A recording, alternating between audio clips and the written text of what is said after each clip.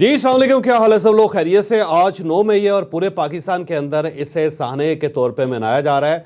हर तरफ हुकूमत पाकिस्तान के फंक्शंस हो रहे हैं। अफवाज पाकिस्तान के ऊपर यानी फ़ौजियों के ऊपर, उनकी जीपों के ऊपर, उनकी गाड़ियों के ऊपर, उनके झंडों के ऊपर, उनके जो बाकी यादगारें हैं उनके ऊपर गुलपाशी की जा रही है। इस वक्त जो टेलीविज़न देखा जाए तो उसके अंदर बाकायदा कौमी तराने चल रहे हैं। फिर वज़ीर-ए-आज़म साहब ने एक कन्वेंशन सेंटर के अंदर फंक्शन भी किया। फिर एक प्रेस कॉन्फ्रेंस भी हुई जिसके अंदर 2 वफाकी वज़ीर बैठे हुए थे और ऐसा महसूस होता है जैसे पूरा पाकिस्तान आज के दिन मखमूम है, उदास है। और ये पाकिस्तान उदास है भी और मखमूम भी, इसमें कोई शक नहीं है। बल्कि पाकिस्तान तो 1 साल से उदास है और 1 साल से मखमूम है और उसे समझ नहीं आ रही कि इस मुल्क के साथ हो क्या रहा है।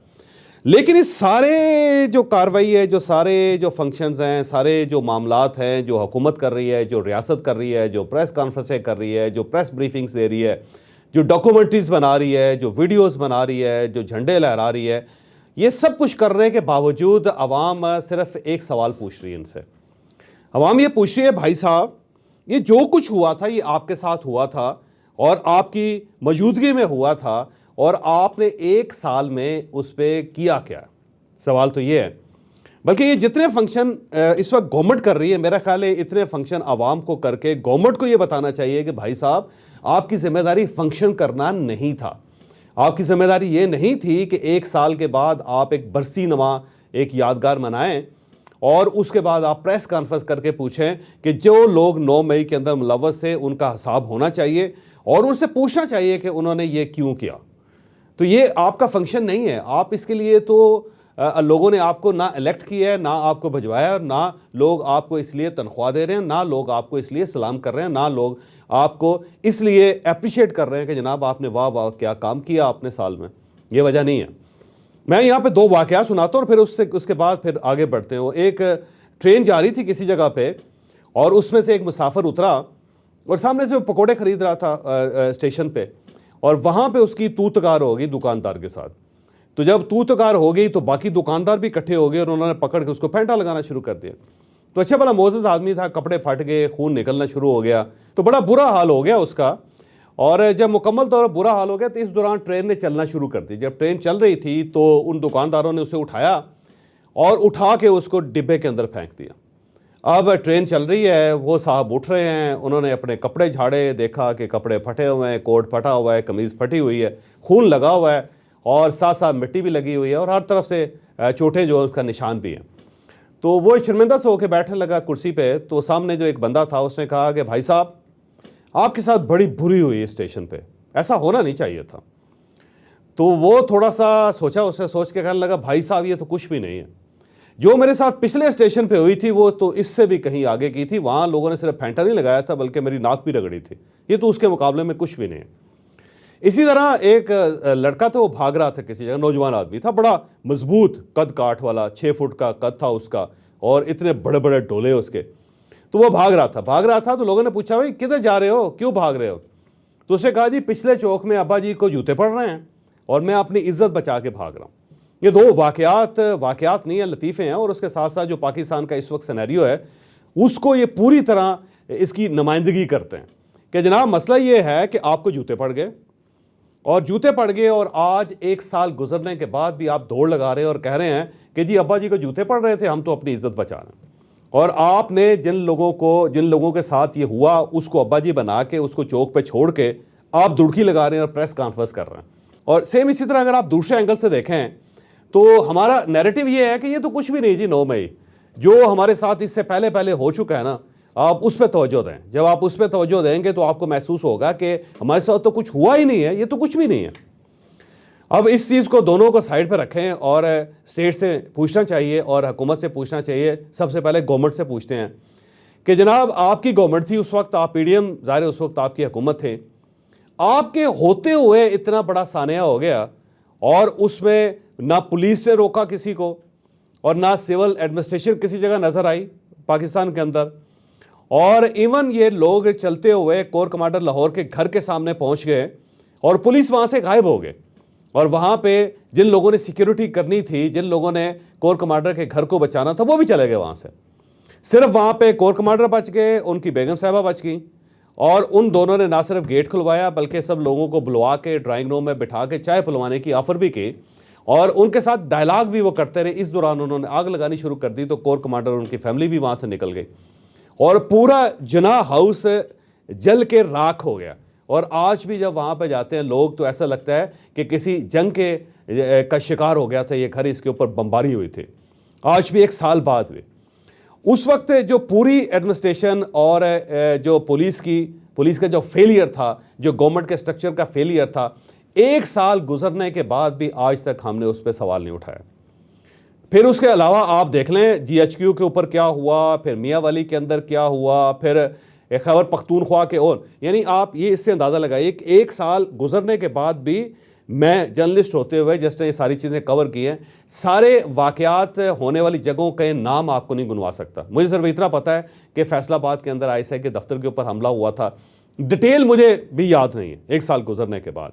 मियाँवाली के अंदर शायद PF का सेंटर था, उसके ऊपर हमला हुआ था, लेकिन डिटेल मुझे उसकी भी नहीं पता। पेशावर के अंदर क्या हुआ डिटेल मुझे उसकी भी नहीं पता। फिर इसके अलावा खैबर पख्तूनख्वा बाकी जगहों पे या गुजरांवाला के अंदर क्या हुआ मुझे उसकी भी नहीं पता, क्योंकि वजह यह है कि रियासत ने वो फाइलें बंद करके पूरे 1 साल से साइड पर रख दी हुई और किसी जगह किसी ने कुछ बताया ही नहीं है। जब बताया ही नहीं है तो उसके बाद आम आदमी को क्या याद होगा या मुझे क्या याद होगा। फिर 1 साल गुजरने के बाद भी आपने जितने लोगों को गिरफ्तार किया था वो लोग कहाँ हैं और वो कितने हैं, उनके खिलाफ केसेस क्या बने, उनके खिलाफ इन्वेस्टिगेशन अगर हुई थी तो वो इन्वेस्टिगेशन कहाँ पे है, क्या आपने कोई इन्वेस्टिगेशन रिलीज़ की, और उसमें से अगर किसी आदमी ने एतराफ़ी बयान दिया था तो क्या आपने उन एतराफ़ी बयानों को इकट्ठा किया। आपने बताया कि ये साहब हैं, इन्होंने एतराफ़ किया। शुरू में 9 मई के जब ये वाक़या हुआ था तो उस वक्त कुछ लोगों की वीडियोस आई थी, लेकिन उसके बाद ज़ाहिर है वो चले गए या फ़ारग हो गए या वो कहाँ चले गए इसके बारे में भी आज तक हमें पता नहीं है। लेकिन जो लोग आपने गिरफ्तार कर रखे हैं और आपको यकीन है कि ये लोग उसके ज़िम्मेदार हैं, तो उनकी इन्वेस्टिगेशंस कहाँ हैं या उनके ऊपर चार्जेस कहाँ हैं। फिर 1 साल गुजरने के बावजूद ना रियासत और ना गवर्नमेंट इन लोगों को करार वाकई सजा दे सके। हम आज भी ये कह रहे हैं कि एक शरअंगेज़ टोला है, हम आज भी ये कह रहे हैं कि ये सियासी लोग नहीं हैं, हम आज भी ये कह रहे हैं कि इन लोगों ने सियासत की आड़ में पूरे पाकिस्तान को नुकसान पहुँचाया, हम आज भी ये कह रहे हैं कि ये पाकिस्तान के दुश्मन हैं। लेकिन इन दुश्मनों से हमने क्या हिसाब ले लिया, हमने इनका क्या बिगाड़ लिया, हमने क्या इनको कैफरे किरदार तक पहुंचाया। हम पहुंचाने में मुकम्मल तौर पे नाकाम रहे। ना गवर्नमेंट कर सकी कुछ, ना रियासत कर सकी। और जब भी इनसे पूछा जाता है तो ये कहते हैं जी अदालतों का काम है, अदालतों ने आज तक अपना काम नहीं किया और वो रास्ते में रुकावट है। भाई साहब, अगर आप चीफ जस्टिस ऑफ पाकिस्तान से प्राइम मिनिस्टर ऑफ पाकिस्तान जाके मिल सकते हैं और मिल किस इशू पर सकते हैं, 6 जजों के ख़त के ऊपर, यानी एक मामूली इशू जो अदलिया का इशू है, और उन 6 जजेस, बल्कि मैं तो कहता हूँ 6 जजेस से पूछना चाहिए कि भाई आप तो हाई कोर्ट के जजेस से आप सज़ा सुनाते ना, आप तौहीन अदालत में जिस आदमी ने आपके ऊपर असरअंदाज होने की कोशिश की थी आप उसको सज़ा देते। आपने बजाय उसके कि आप अपना काम करते, आपने एक लेटर बनाया साल बाद, वो भी साल बाद, और बना के आपने चीफ जस्टिस ऑफ पाकिस्तान को भिजवा दिया। तो उस इशू पे प्राइम मिनिस्टर साहब चीफ जस्टिस ऑफ पाकिस्तान से मिल सकते हैं, लेकिन इस इशू पे जिसके ऊपर बाकायदा हमें जूते पड़े हैं और जिस पे बाकायदा हमारी नाक रगड़ी गई है और इसे हम सानहा भी कहते हैं पाकिस्तान की हिस्ट्री का, उसके ऊपर प्राइम मिनिस्टर साहब आज तक चीफ जस्टिस ऑफ पाकिस्तान से नहीं मिले। भैया आप जाएं चीफ जस्टिस ऑफ पाकिस्तान से मिलते या उनको इनवाइट करते, उनसे कहते कि ये कौमी प्राइड का इशू है, तो इसके ऊपर सुप्रीम कोर्ट ऑफ पाकिस्तान को या अदलिया को हमारा साथ देना चाहिए ताकि हम एक बार ये चैप्टर क्लोज कर सकें। चीफ जस्टिस ऑफ पाकिस्तान भी ये कहते हैं कि अगर फैज़ाबाद के धरने की रिपोर्ट के ऊपर या उसके फैसले के ऊपर अमल दरामद हो जाता तो 9 मई ना होता। भाई चले नहीं हो सका, लेकिन 9 मई तो हो गया ना। क्या आप ये चाहते हैं कि अगले साल फिर एक 9 मई हो? और अगर आप उससे बचना चाहते हैं तो कम से कम ये जो 9 मई जिसके ऊपर सबको इत्तफाक है, गवर्नमेंट को इत्तफाक है, इस्टेब्लिशमेंट को इत्तफाक है, अदलिया के कुछ लोगों को इत्तफाक है, खैबर पख्तूनख्वा के अंदर जो पॉलिटिकल पार्टीज़ हैं जो इमरान खान साहब के साथ खड़ी हैं इस वक्त, उनको भी इत्तफाक है। यानी आज भी मौलाना फजलुर रहमान साहब ये कहते हैं कि 9 मई के जो जिम्मेदार हैं उनको कैफरे किरदार तक पहुँचाना चाहिए। तो जब सारे मुत्तफिक हैं तो अदालत ये क्यों नहीं करते और इस इत्तफाक राय का फ़ायदा क्यों नहीं उठाते? वो अपना वेट क्यों नहीं डालती इस सारे इशू पे ताकि ये मसला हल हो सके? अब हुकूमत को देख लें कि वो सिर्फ प्रेस कॉन्फ्रेंस कर रही है 1 साल बाद, रियासत को देख लें वो सिर्फ प्रेस कॉन्फ्रेंस कर रही है 1 साल के बाद, और अदलिया को देख लें, उन्होंने फाइलें साइड पर रखी हुई हैं और अभी तक कोई डिसीजन नहीं किया, स्टे आर्डर के ऊपर मामला चल रहे हैं सारे। तो और बाकी सियासी जमातों को आप देख लें, इमरान खान साहब के मैं बयान देख रहा था, उन्होंने कहा जी 9 मई के जो जिम्मेदार हैं उनको सजाएं दें, वैसे तो हम उसके अंदर इन्वॉल्व हैं नहीं। यानी पाकिस्तान तहरीक इंसाफ 1 साल के बाद ये कह रही है कि हम तो इसके अंदर इन्वॉल्व थे ही नहीं, हमें तो बाकायदा इसके अंदर इन्वॉल्व किया गया और ये एक जाली केसेस हमारे ऊपर बनाए गए। यानी आज भी उनका ये नैरेटिव है। अब अगर आप 9 मई और पिछले 9 मई 2023 और 9 मई 2024 को देखें तो इमरान खान साहब 9 मई 2023 पे जहां पे खड़े थे आज उससे कहीं आगे खड़े हैं।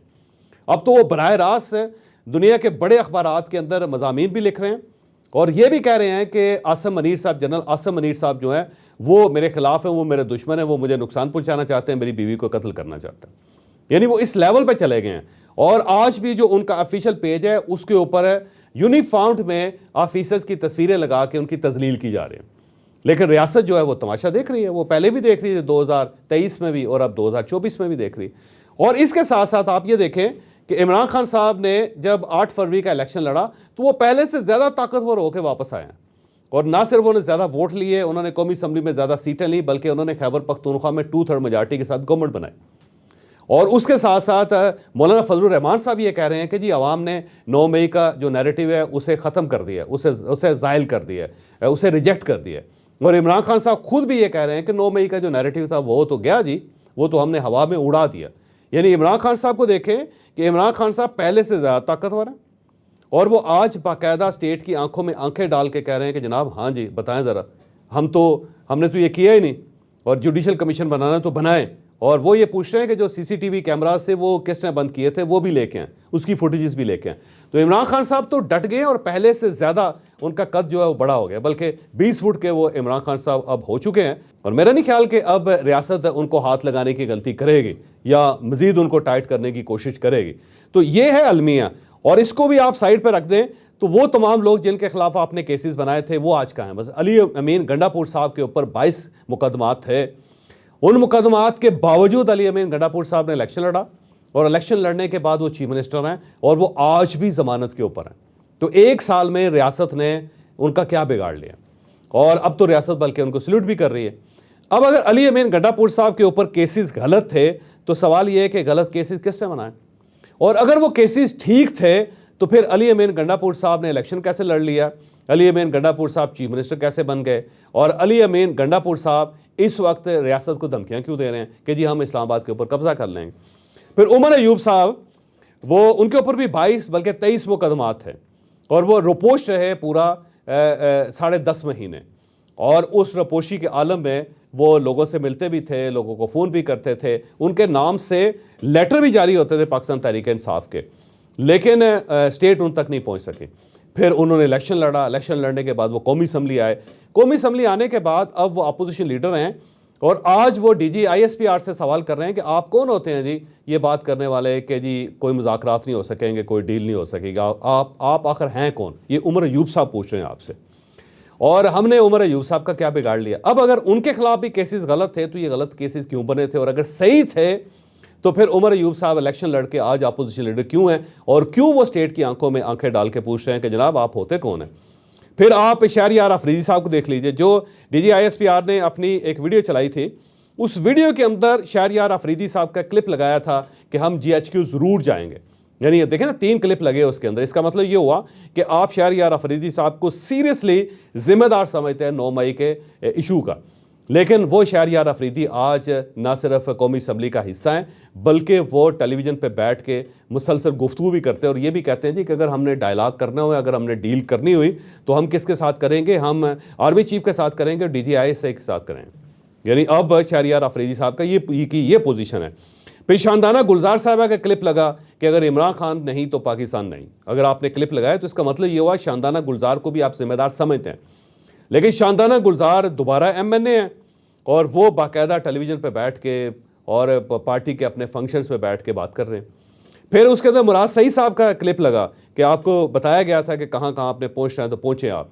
मुराद सईद साहब को 1 साल रियासत गिरफ्तार नहीं कर सके और वो आज भी आज़ाद फिर रहे हैं और आज भी उनकी ट्वीट्स आती हैं और बाकायदा ट्वीट्स जो होती हैं वो मुख्तलिफ प्रोग्रामों में पढ़ के सुनाई जाती है। फिर इमरान खान साहब को आप जिम्मेदार समझते हैं, आप ये समझते हैं कि ये वो शख्स है जिसने इस कौम को वरगला लिया था, ये वो शख्स है जिसने पाकिस्तान को नुकसान पहुंचाया, ये वो शख्स है जिसने शरंगेज़ी की, ये वो शख्स है जिसने पाकिस्तान को नुकसान पहुंचाया। लेकिन आप एक साल में इमरान खान साहब के ऊपर कोई मुकदमा नहीं चला सके, इनको कुछ सजा नहीं दे सके 9 मई की वजह। आपने साइफर का मुकदमा चला लिया, आपने इद्दत में निकाह का मुकदमा चला लिया, आपने तोशा खाने का केस चला लिया, आप अब 190 मिलियन पाउंड का केस चला रहे हैं, लेकिन आप 9 मई के किसी एक केस में भी इमरान खान साहब को आज तक ना उनका ट्रायल कर सके, ना आप उनको सज़ा दे सके। इससे बहुत सारे लोग हैं, मियाँ असलम इकबाल है, बहुत सारे लोग हैं कि जो लोग निकले। शिबली फराज साहब की मिसाल आप ले लें, शिबली फराज साहब साल छुपते रहे, उसके बाद अब वो सामने हैं और वो आए हुए हैं और बैठे हुए हैं, और आपने उनका क्या बिगाड़ लिया। तो अब सवाल ये है कि या तो 9 मई को हम वाकई सीरियस ले रहे हैं, और अगर सीरियस ले रहे हैं तो फिर सीरियस सवाल है, और उन सीरियस सवालों के सीरियस जवाब फिर कौम को चाहिए, या फिर हम इसको उसी तरह ले रहे हैं जिस तरह हमने बाकी चीज़ों को लिया। जिस तरह हमने APS के सानहे को लिया, हमने 1 साल उसका सोग मनाया और उसके बाद बाकी 9 साल हम उसको भूल गए, और हमने उसके ऊपर कोई पॉलिसी नहीं बनाई। शुरू में स्कूलों की सिक्योरिटी होती थी, लेकिन उसके बाद साल 6 महीने के बाद वो सिक्योरिटी भी ख़त्म कर दी गई। बिल्कुल इसी तरह जैसे 370 लगा था, 370 इन्वोक हुआ था इंडिया के अंदर, और कश्मीर के ऊपर उन्होंने कब्ज़ा कर लिया था। हमने सिर्फ एक जुमे सिर्फ एहतजाज किया था। आज कितने साल हो गए हैं, कौम भूल गई है कि वहाँ पे 370 का इशू था, या मकबूजा कश्मीर अब हमारे पास नहीं रहा। और वो लोग क्लेम कर रहे हैं कि ये जो कश्मीर हमारा है, आज़ाद कश्मीर है, ये भी हमारा है। वो इसके ऊपर भी क्लेम कर रहे हैं। कल को हो सकता है वो इसके ऊपर भी कब्ज़ा कर लें और हम फिर उसके ऊपर इसको भी भूल जाएं। तो पाकिस्तान जो है ये बड़ा दिलचस्प मुल्क है, जिसमें गवर्नमेंट काम करने के बजाय एहतजाज करते हैं, और रियासत जो है वो कन्विंस करना है, यानी अदलिया को कन्विंस करनी, गवर्नमेंट को कन्विंस करने, और बाकायदा किसी सानहे की जिम्मेदारी फिक्स करके उनको सज़ा सुनाने के बजाय वो प्रेस कॉन्फ्रेंस करती हैं। और सानहे जो हैं वो अपनी जगह पे मौजूद हैं, और हम उसको जश्न की तरह मना देते हैं, या उसको सोग की तरह मना देते हैं, या उसे कौमी दिन की तरह मना देते हैं। जैसे हम इल्लामा इकबाल का योम वफ़ात मनाते हैं, बिल्कुल इसी तरह हमने 9 मई का योम वफ़ात भी मना लिया। तो भाई मसला ये है कि आपके वाले साहब को जूते पड़ रहे हैं, लेकिन आप अपनी इज्जत बचा रहे हैं, आप साइड पे बैठे हैं। ये गवर्नमेंट के लिए मैसेज है। और जब आपसे पूछा जाता है कि आपके साथ बड़ी बुरी हुई जी 9 मई को, तो आप कहते हैं ये क्या बात हुई, हमारे साथ तो उससे पिछले स्टेशन पे बड़ी बुरी हुई थी। तो ये है रवैया पाकिस्तान का, और इस रवैये में हम इश्तिहार तो दे सकते हैं, हम टेलीविज़न के ऊपर तराने तो चला सकते हैं, हम इसके ऊपर शोज़ तो कर सकते हैं, वज़ीर साहब ये नारा तो लगा सकते हैं कि 9 मई दोबारा नहीं, लेकिन काम कोई नहीं करता। ना ये दिल से कुछ करते हैं, ना ही मेरा ख्याल ये कुछ करना चाहते हैं। तो आज के दिन मैं ये समझता हूँ कि पूरी कौम के लिए इंतहाई अफसोसनाक दिन है, और इस दिन इस हुकूमत पाकिस्तान से या इस रियासत पाकिस्तान से पूछना चाहिए कि आप 9 मई को क्या समझते हैं। अगर आप ये समझते हैं कि 9 मई वाकई एक सानहा था, तो आपने साल में किया क्या उस सानहे के तदारक के लिए, या उसके आगे बंद मारने के लिए, या उसके मुजरमों को जो इस वक्त इक़्तिदार की कुर्सी पे बैठे हुए हैं उनको कैफरे किरदार तक पहुँचाने में आपने किया क्या। और अगर आपसे कुछ हो नहीं रहा, तो फिर आप ये दिन मना क्यों रहे हैं, क्यों मना रहे हैं आप। मेरा ख्याल है हमें तो मिन हैसुल कौम शर्म से डूब मरना चाहिए कि हम 1 साल के बाद सिर्फ एक सानहा मना रहे हैं, एक बरसी मना रहे हैं, और उसके बाद कह रहे हैं कि दोबारा नहीं होगा। भाई दोबारा तो छोड़ो, जो पहले हो गया है उसका हिसाब तो कर लो, उसका हिसाब तो दे लो, उसका हिसाब तो ले लो। वो आप कर नहीं रहे, और अगले का ऐलान कर रहे हैं कि हम अगले दोबारा ये नहीं होने देंगे, अगली बार ऐसे नहीं होगा, इब के ज़रा मार के देख। तो ये जो इब के मार के देख, उसकी वजह से आज पाकिस्तान जहाँ खड़ा है वो आपके सामने। तो मुझे लगता है कि इमरान खान साहब 9 मई अगर वो ज़िम्मेदार थे, तो इस 9 मई को वो उससे ज़्यादा पावर के साथ इस वक्त गवर्नमेंट की और रियासत की शारक पे बैठे हुए हैं, और गवर्नमेंट और जो रियासत है अपनी शारक छुड़ाने के काबिल नहीं रही। और ये एक अलमिया है पाकिस्तान का, और मेरा ख्याल है इस अलमिया के बारे में पाकिस्तान को सोचना चाहिए। मुझे इजाज़त है।